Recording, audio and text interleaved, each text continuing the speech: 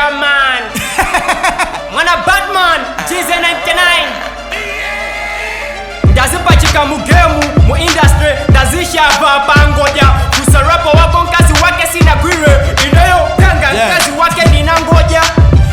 Magosana taonani mwalabisa mwalolanji fana kuda kumane ndijo labisa bati sina yambe komwe koma wayambakale kupisa mundiuza kutiza ndikayamba kumutisa ine nikangwa se iwe nipaka toona lati yako yensongo kanda life is a move se pano wakanda watulukabe marashes wakanda niwe chimizi swake K2 block wangovala bwino kumatumba mu asblock zukoneka kuti popela wamenya sowada musine Saddam ase ubwelo kamafaya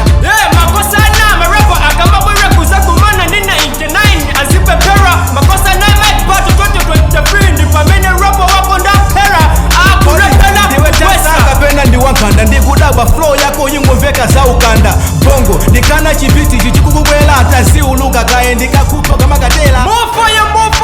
everybody vampire ine ni mwana planta young kasi wako kuzunguliza mutu ngati teyala ndikuja kanga ngati mapeyala mesa ndiwe skini sunga zuke naba kujipinda kwa sisters umango zukambasha kwandangu kumanyada ati Batman wachani uli chule bandasa ukubelo makosa notale bana machacha aki ya wilonda chombo iwe ukakuse olo amai anga kale olo ako abambo yi michupad ngati iwe lambo somwende mayemba ndela naze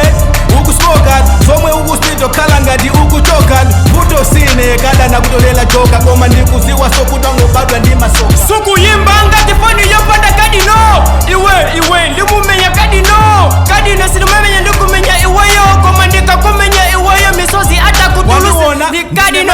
King Kong zomwe ukumveka kala ngati faza Hong Kong zikungofana se ungokanga ndikudafuna ndi Thomas kazi wako sulondatila soda mpaka kwao wakapika chigumu ati mo abwelaso ndizamujenga tigamu sitinatane vanjambo sodi kapane sungapane bwanusana kulume saya ukaone hakuna matata zaya oluwaluwa so area man mwana Batman Jizzy 99 the ghetto is mine the hood is mine respect Amvere strong yeah